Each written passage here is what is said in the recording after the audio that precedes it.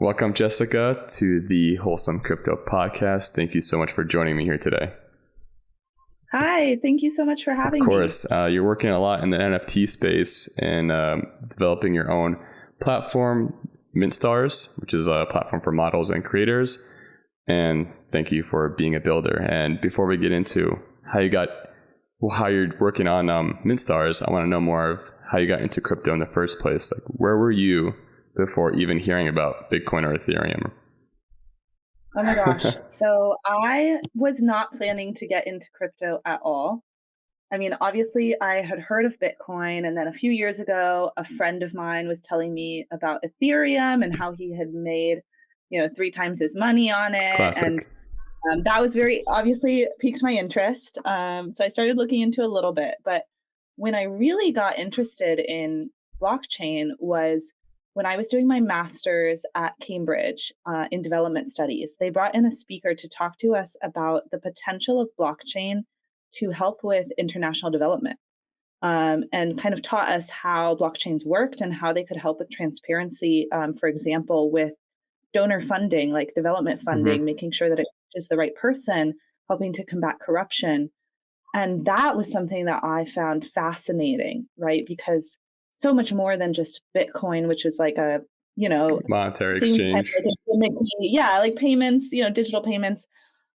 The idea of being able to combat corruption and being able to also for remittances for people who send money home to their families when they migrate abroad, because so many have to pay like 30% fees to their banks when they send money to other countries. That to me was incredible. And that's where I started to really get interested in it. But I didn't quite know how to get involved in it aside from just like, buying a few $100s of Ethereum. That's always the tip. It's like, you want to get involved, put a little skin in the game, and then you'll start really researching what this means and what it's like. You'll not only like think about how much money you can make, but all the development behind it, you'll be very interested in just because, you invested in it. If you invest in any company, you're going to research what they're doing. So that's great that you did that. Exactly. Yeah. And then I guess it kind of coincided with, we'll get into this more, but my PhD research is on sex workers' rights. And I had started looking more into the online sex work space and seeing how a lot of online sex workers were using cryptocurrency and were being forced to set up Coinbase accounts because they were having their payment apps shut down. Wow. So I don't know if you know this, but apps like Venmo, Cash App, PayPal ban adult content creators from using them, even if what they're doing is completely legal. And so all of these online sex workers kept having their accounts shut down to the point where the only way they could accept payments, aside from using a platform like OnlyFans, which charges 20% of their earnings, was to use cryptocurrency. And I found that really interesting because there's all this narrative around crypto being used only by like criminals or by crypto bros who are like obsessed with the technology. But it's actually really useful for people who are shut out of the traditional financial system. Yep.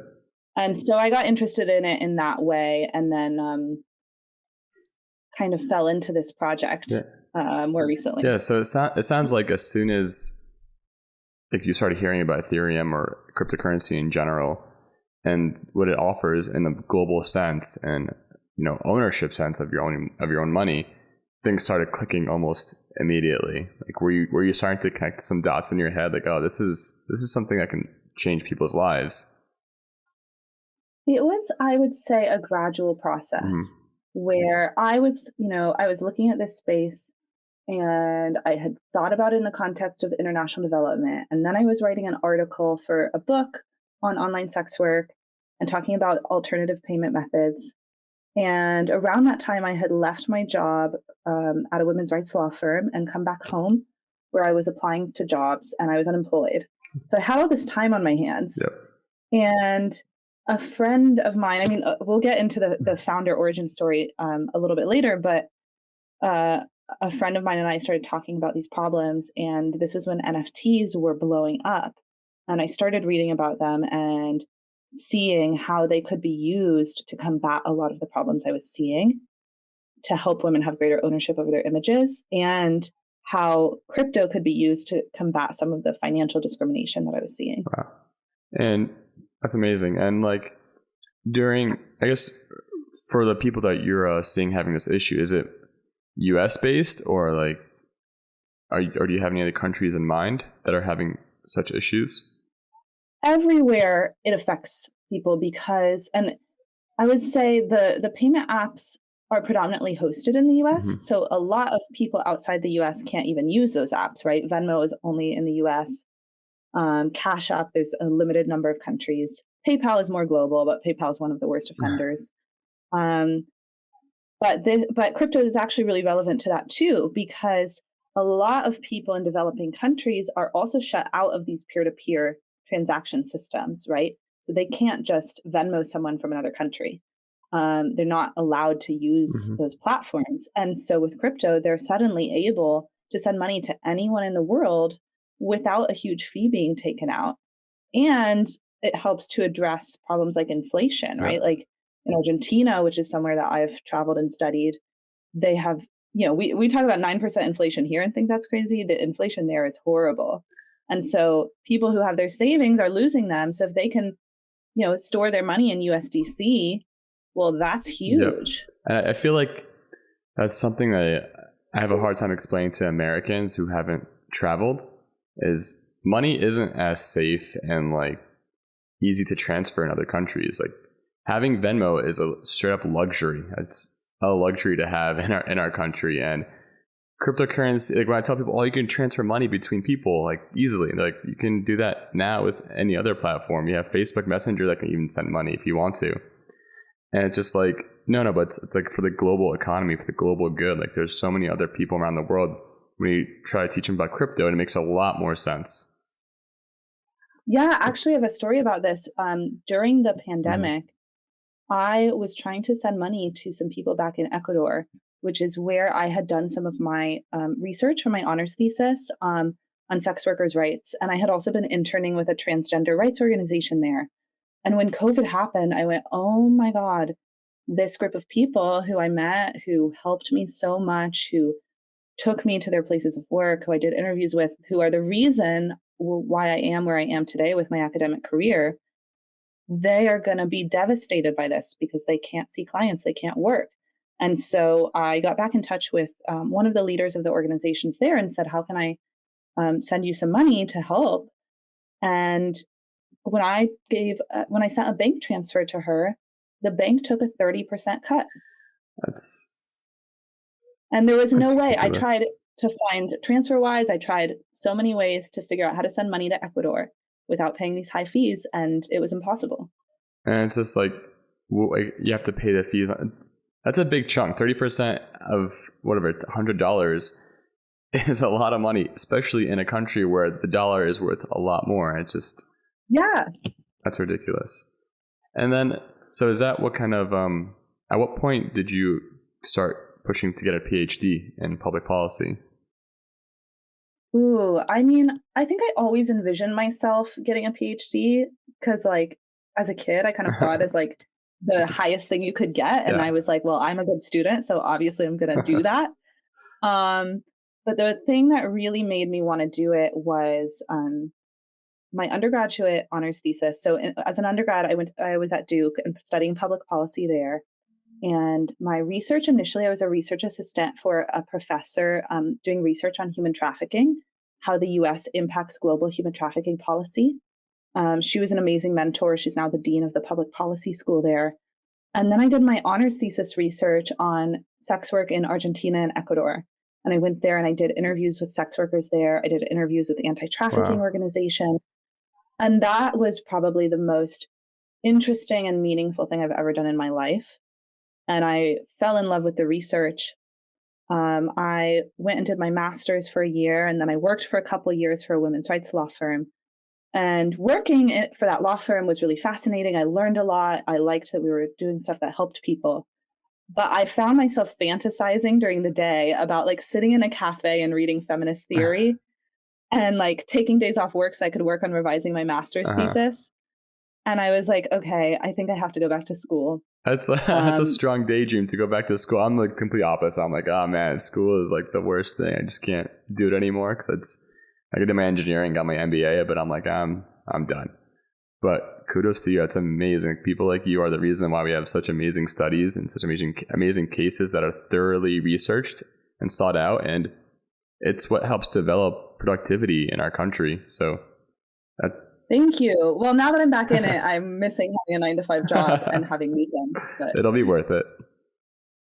Hopefully, when I graduate and I'm 32 and I have no job prospects, well, I might come back to the crypto community and ask for help. That's a beautiful thing. The crypto community is really good at helping situations like that. Like, you can apply for grants, you can apply for funding through different programs, and not only that, the community itself is very generous when they have a community they want to follow and help out.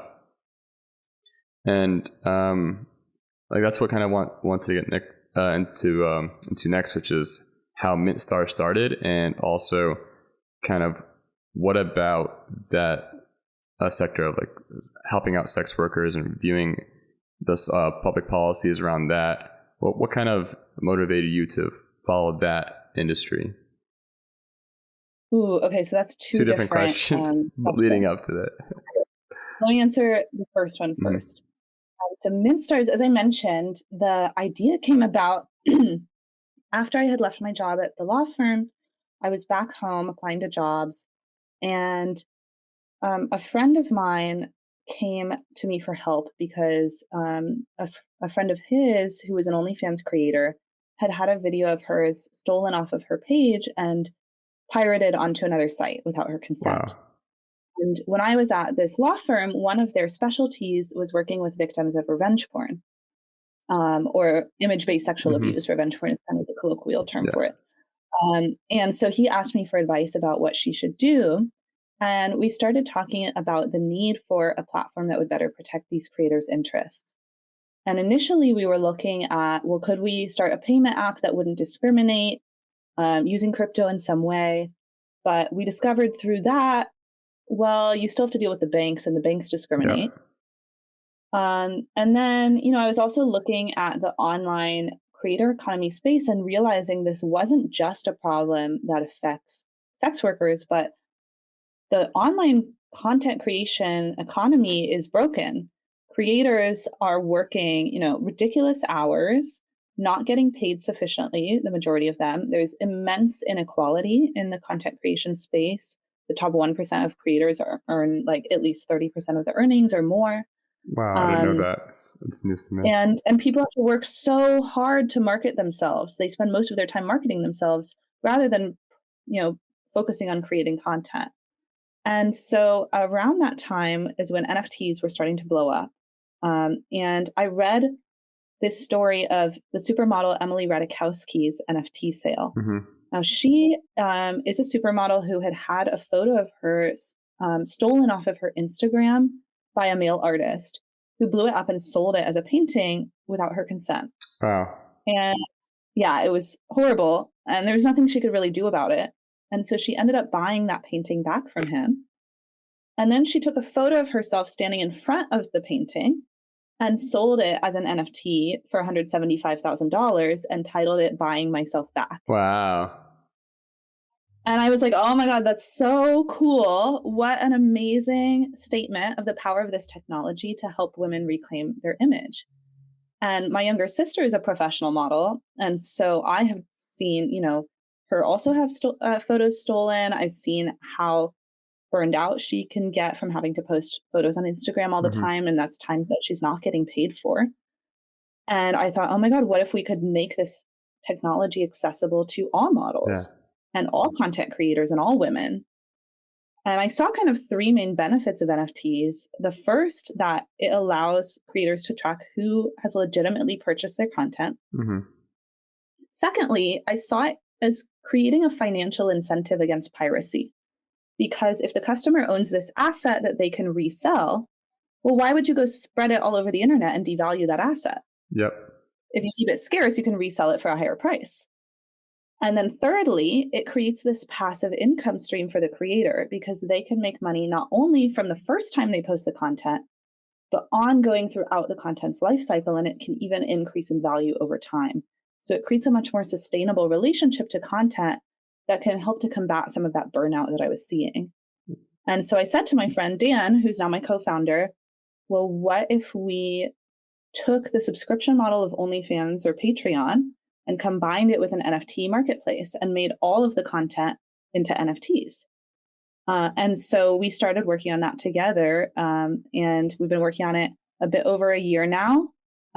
We have our front end working prototype now, and we plan to launch our beta version in November. Wow, congratulations on that. That's a exciting roadmap ahead. So I'm definitely ready for November to come out so I can share what you created.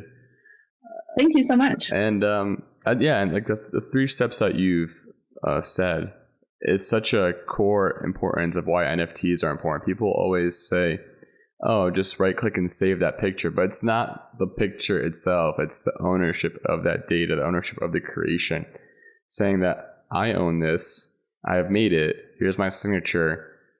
If you like it, buy it. And an artist deserves to get royalties for that, for spreading their work. Like, it's not like it's a concept that's always been wanted, but it's always really hard to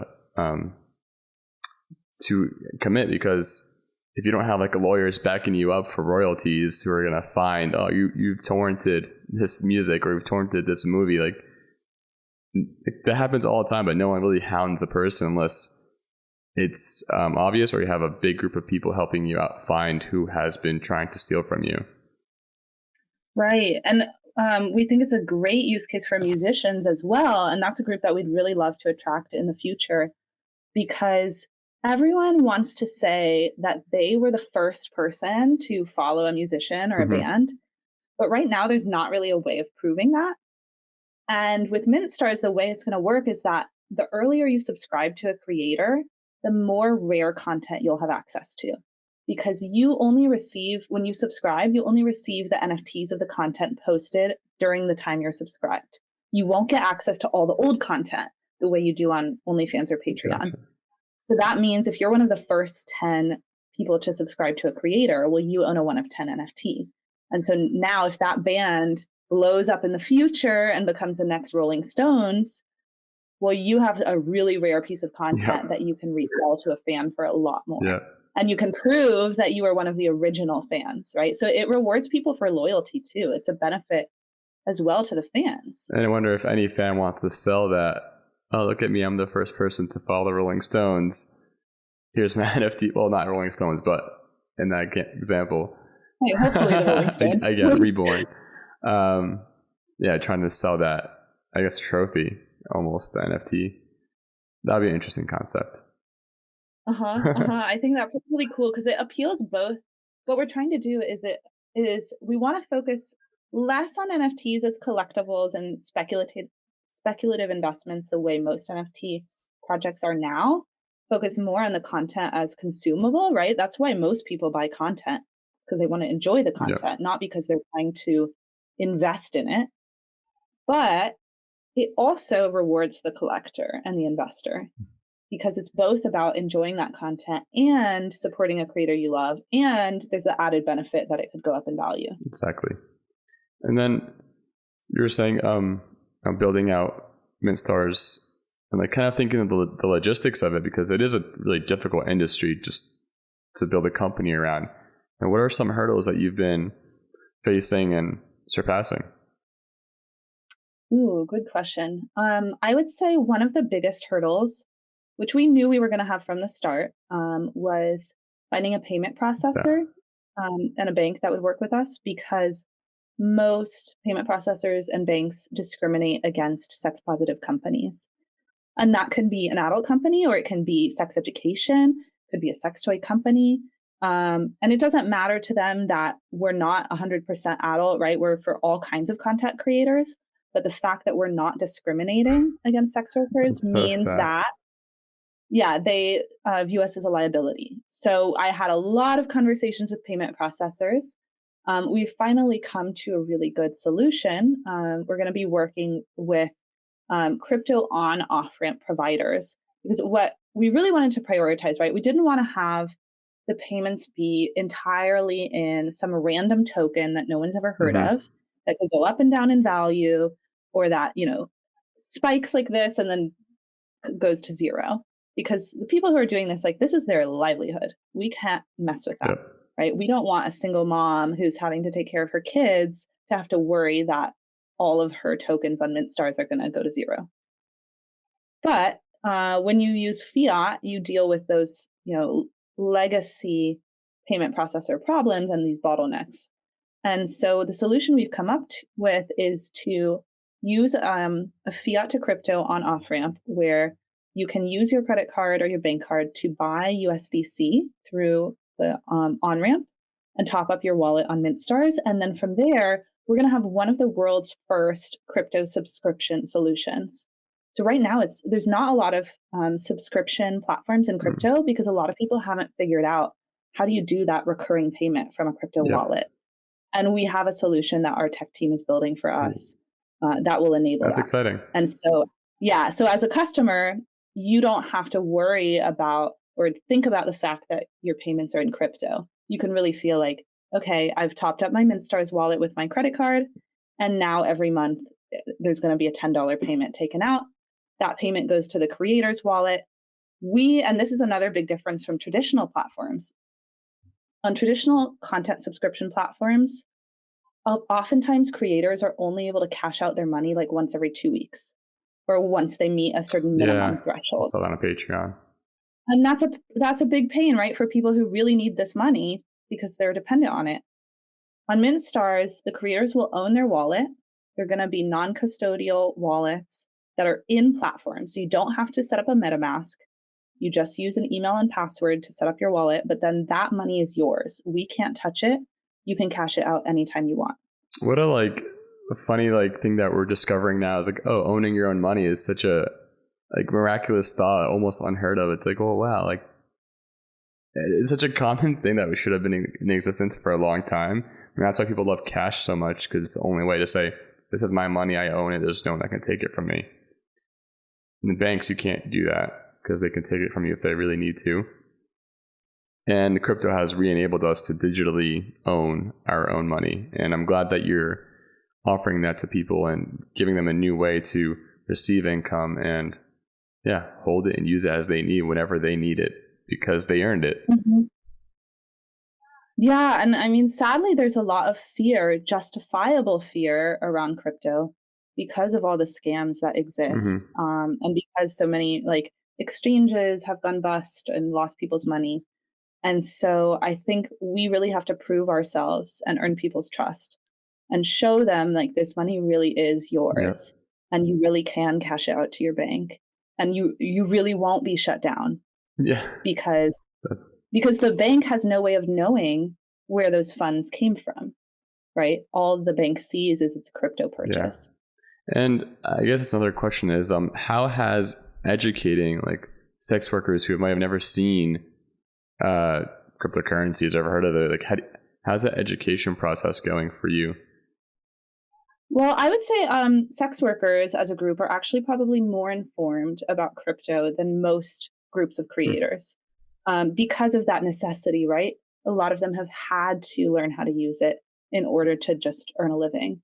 But there is a lot of definitely skepticism and frustration with the crypto community amongst sex workers for a very good reason, which is that there have been a lot of kind of crypto bros that will come in and on Twitter, for example, maybe a sex worker will post about a problem that she's having or he's having with payments or something like that. And a crypto bro will be in the comments, well, if you just used crypto, it would solve all your problems.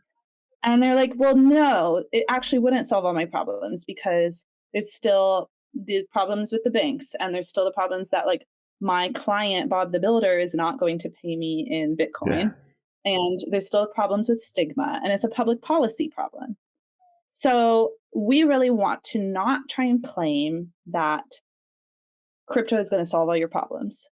But it's a shame that it has gotten that reputation because there are really legitimate ways that the technology can be useful to marginalized creators. And so we want to take those benefits without being kind of technology first, right? We're not doing this because we love crypto. We're doing it because we want to solve this problem that we've seen, and we think crypto provides a solution. That's an amazing way to do your business too, because it is exactly that. You're solving the real problem of having ownership for sex workers and for any other creators online to own their funds, have their earnings, and technology that happens to solve that is some blockchain technology. And that's great. Yeah. Uh-huh. And I also want to emphasize that MintStars is not only for sex workers. We are building around sex workers' needs first, because we believe if you build, and this is something that a sex worker activist who I really admire, Danielle Blunt, has said, if you build tech that is safe for sex workers, you build tech that is safe for everyone, right? If you build something that works for the most marginalized people, you build something that will work for everybody. And so we're also targeting a lot of other groups of creators who we think can benefit from this. So professional models is one. Like I mentioned, my sister is a model, and I really see a lot of ways that this can benefit them. There's really no platform that they can use right now to monetize their social media followings. And their images are often used kind of without their permission. But also fitness influencers, yogis, dancers, athletes, people who make money off their bodies and their images. And a lot of those groups of people are not yet very informed about crypto, don't know very much about NFTs. When you talk to them about NFTs, they go, oh, well, that's like those monkey pics, right? And that's a big frustration that I have in the NFT space, that everyone is thinking about NFTs as these PFPs and collectibles and these generative NFT projects. And no one, well, not no one, there's definitely some innovators, but not very many people are really thinking about new ways to use the technology that actually solve problems, rather than, like, so much of it right now is just trying to make money. I know, and that's like a pet peeve of mine. It's just like, it's always after, how can I make the most dollar value out of this NFT? And everyone's like, oh, it's a blue chip NFT, definitely buy it now because it's going to be worth 30 ETH one day. I'm like, that's all you got? It's going to be worth 30 ETH? Like that's the bet. Like, money is great and all, but I need something that's more contributive to the actual build of the technology of Ethereum or blockchain, and providing actual use cases where someone like me who needs it for like voting, like I would love to vote through crypto for politics, or even just have a way to have my health record on there. Like, those are the companies I really want to support. Like, let me have my own data and privacy, and let me share as I need, versus give me a cool PFP that generates 100 ETH because Jimmy Fallon bought it. I'm like, oh, that's not. Hey, maybe that's one of the ways we get Republicans and Democrats to come together on voting rights. I hope. I mean, I don't know. There's always corruption. With like crypto, it's hard and hard to get corruption. So who knows? Yeah, I mean, I was also working in Congress this summer, and there's an immense presence of the crypto lobby there. Really? And it's really, really interesting to me. Like, I attended a brief that Coinbase had on Capitol Hill to brief congressional staffers about blockchain, and it was actually really well done. I think a cool thing about the industry is that it hasn't yet become a partisan issue.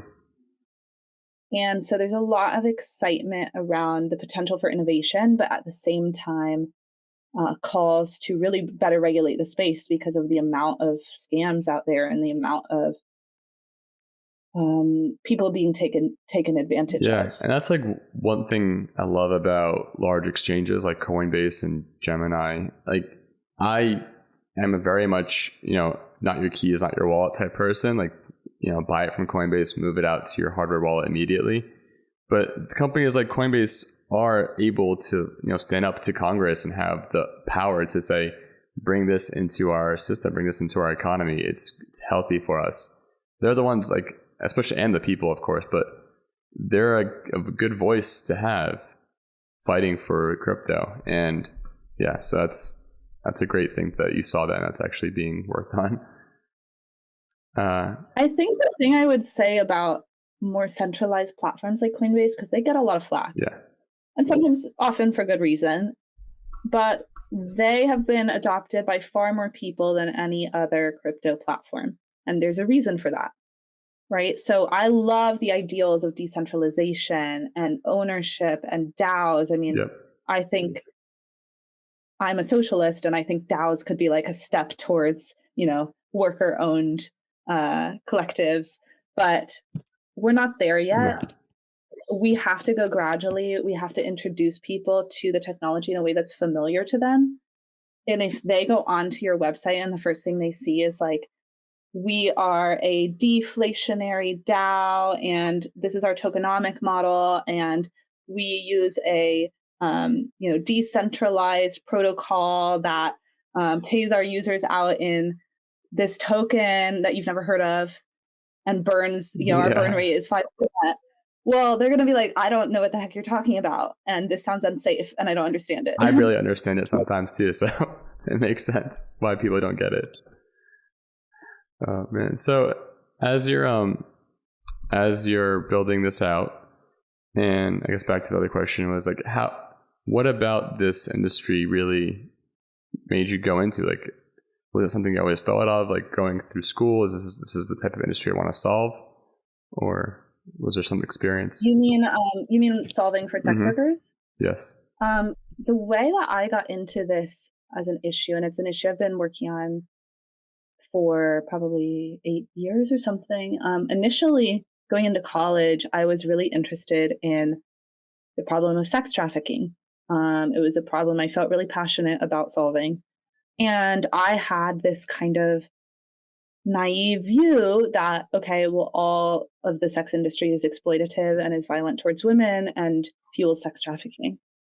And I ended up through a few experiences. One was there was a girl in my class, my freshman year at Duke, who became a porn actress. And I saw what she went through. And I also saw how she was using it to pay her tuition. Wow. And that kind of started challenging some of my views. And then I took a class on sex work my sophomore year at Duke, which treated it as a labor rights issue and also exposed, or we discussed a lot of the ways in which the anti-trafficking movement had inadvertently harmed sex workers and some of the people in this industry. And that was a perspective I had never thought of before. But really, what I discovered was, okay, if you want to solve exploitation in this industry, well, you have to give people rights as workers. You have to give them bargaining power. And if you believe like that the industry should be eliminated and you should be helping people get out, well, what do most people need to get out of the industry if that's what they want? They need money. Yeah. And so if you're going through and banning and cracking down with police on this industry, you end up just driving it further underground, and you end up making the people in the industry poorer, which makes it harder for them to get out. Yeah. And I was really interested in the feminist debates around that issue, became really passionate about it because it was something I felt a lot of people didn't know about. And that's how my research into the area started. Are there any countries like doing it right or as close to right as possible? Yeah, the country that is kind of held up by sex worker activists as the standard is New Zealand, which has full decriminalization of sex work. Oh, I didn't know that. That means that now I'm conflating different kinds of sex work because there are many different kinds of sex work, right? Okay. There's prostitution or full service sex work, which is what I was studying for my thesis. Then there's online sex work like OnlyFans or porn or that which is legal in the US. Then there's stripping, right? There's all kinds of stuff. So let's not conflate them all. But for prostitution, full decriminalization is considered kind of the best policy among sex worker activists. And that means that buying and selling sex are not criminalized. It means it's treated basically like any other form of work, like self-employment, or if you're working for a venue, then it's similar to working for like a nightclub or something like that. And that has been found by many studies to be the best policy for reducing violence in the industry and making sex workers feel safer. And it's been endorsed by medical journal The Lancet, by Human Rights Watch, by Amnesty International. Remains very controversial, and there will be feminists who come after me for saying this. But I'm interested in having dialogue with them. And then for the online space, it's a different question. But with the online space, it's legal, but unfortunately, there's all these other barriers like the payment processor issue that continue to make it kind of push to the fringes of the internet. I often say sex workers are ghettoized from the internet. It's like online redlining. Mm-hmm. And then there's obviously social stigma, which we're trying to combat. That's going to be a tough one for a long time. I feel like the social stigma behind it is like centuries of damage. But yeah, so I mean, it's amazing you're doing all that and doing all the research to understand better from not just what's wrong, but also what is good and what can be implemented. And being in the crypto space, working on your PhD and building a company, I want to know what Jessica does for like mental health and like free time and hobbies. Like how do you get out sometimes? Or maybe this is like everything you want to do and perfectly content, but I'm wondering what's outside of crypto and public policy. Oh my God, free time? What's that? Yeah, well, doing this on top of a PhD is no joke, because it's like having two more than full-time jobs at a time. But my hobbies, I'm a dancer. I'm really into Latin dancing, so salsa and bachata dancing. Nice. When I have the time, I love to do that, and spending time with friends. Awesome. And dancing is a good way to definitely relieve stress, because like, I mean, I sometimes do like salsa lessons with my fiance, and I'm like, for me, it's not very natural. Like, I'm not a dancer. I'm like a robot, because I'm definitely more like a digital nerd. But it's it's slowly growing on me, slowly learning, because I'm breaking those synapses and like, all right, this could be fun if you keep at it and learn. Well, that's another group that I'm really excited about bringing onto MintStars, because a lot of dancers and dance instructors really struggle to make money off of their work, right? They might do classes, but they're also posting all these videos on Instagram so that they can increase their name recognition. And that's a lot of work, a lot of time. They have to get videographers to go take stuff of them, and they're not making very much money off of that usually. Mm-hmm. And so I'm really excited because one of my dance teachers, a bachata teacher back in the UK, is going to be a brand ambassador for us. Nice. And I think like dancers could, to their kind of students and their fans, release like dance tutorials, dance lessons, do routines, maybe post themselves dancing a routine on their Instagram, and then say, well, if you want to learn how to do this, go subscribe to my MintStars, because I'm going to be releasing a tutorial. That's smart. And then the benefit for the student is like, once they have watched that a bunch of times and they've mastered it, they can resell it on to someone else. And the student gets a little bit of their money back, and the teacher also gets their royalty out of that. Yeah, it's good because it also promotes sharing, because once you're done with that lesson, you can just say, this is, you can move on to the next lesson 2, and then you can try to pass off lesson 1. That's good. Mm-hmm. And now also being in this crypto space, what is a crypto pet peeve that you have? Ooh, I mean, we've kind of touched on it, but I think my biggest frustration has been when I go to these crypto conferences and I listen to the panelists and I listen to the people that I'm meeting. Mm-hmm.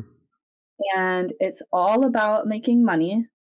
It's all about, kind of crypto purism is what I want to say. Like, a lot of people are talking in order to impress other crypto natives.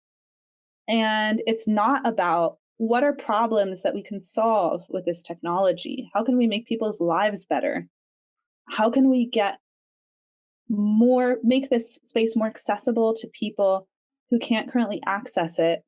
And therefore, we need to change our language to not be so crypto focused. Mm-hmm. Like there's a lot of people kind of looking down on platforms that are more like Web 2 because they don't see it as like pure enough. But if you want to help a lot of people, you need to meet them where they're at. Yeah. And you need to meet them with something they can understand. And then you can kind of gradually bring them towards your ideals. I mean, but something that I love that gives me a lot of hope, on the other hand, is there are people in the space who are focused on how do we give people more ownership over things in Web3, right? They're focused on these ideals, right? Like creating DAOs that do share ownership, that share profits, that reward people for the work they put in, that allow everyone to vote. That is a really wonderful ideal. And I love that there are people kind of trailblazing in that way, even if they haven't quite figured it out yet. Gotcha. Yeah, and that brings up another question: is how can people help out MintStars as it's before their launch in hopefully in November? What can people do to help contribute to the development of MintStars? Thank you for asking that. Well, the first thing would be go and sign up for our waitlist, mintstars.com. You can sign up as a creator or a fan, and that will make you the first to be informed when we launch. It also helps us to have more people on our list, because it means that once we launch, there will be actually interesting content on the platform, and there will be people willing to buy that content. So if we want to help our creators, we have to make sure we have a really big fan base who's really excited and going to support them. The second thing I would say, follow us on social media. Our is at MintStarsReal on Twitter, Instagram, TikTok. You can join our Discord, and really like just amplifying the things we say. Like if you retweet us, if you post about why you're excited, that is a huge help to us. And then we also will be hiring soon. So if you're a blockchain developer, or if you're a marketer and you have experience with platform economies, or you're a really good community manager, get in touch with us, because we'll be also hiring good people soon. Awesome. And so those people who are always looking for jobs in crypto, this is your chance to get into it, because... Yes. Well, there have been so many layoffs recently, so it's a good time to hire at least. So to end it all off, I would love to know, what is your favorite wholesome crypto moment? Okay, this is tough. I think that one of my favorite things has been, I often feel kind of like an imposter in some of these crypto spaces, because I didn't come into this as someone who was really into crypto. I didn't come into it as a business person or a software developer. I just came into it with knowing a lot about this problem and this group of people I wanted to solve for. But then when you meet people who are like really excited about what you're doing, it's fantastic. So I made good friends with a guy named Daniel Yearwood at Permissionless, because we were sharing a room in our Airbnb, and he's starting a really cool music NFT startup called Mission Road Sound. And we really hit it off. He invited me to be an advisor for his startup. And then when I went to LA, where he lives, he took me to Hollywood Boulevard and just like showed me around there. We got a drink at Dave & Buster's. I learned kind of how run down Hollywood Boulevard. That's what I keep hearing. Never been there before, but I never hear that should be a place I have to visit. I would say it was really fun to visit, but it's not glamorous. Well, I'll still try to make it just to at least understand what people are talking about.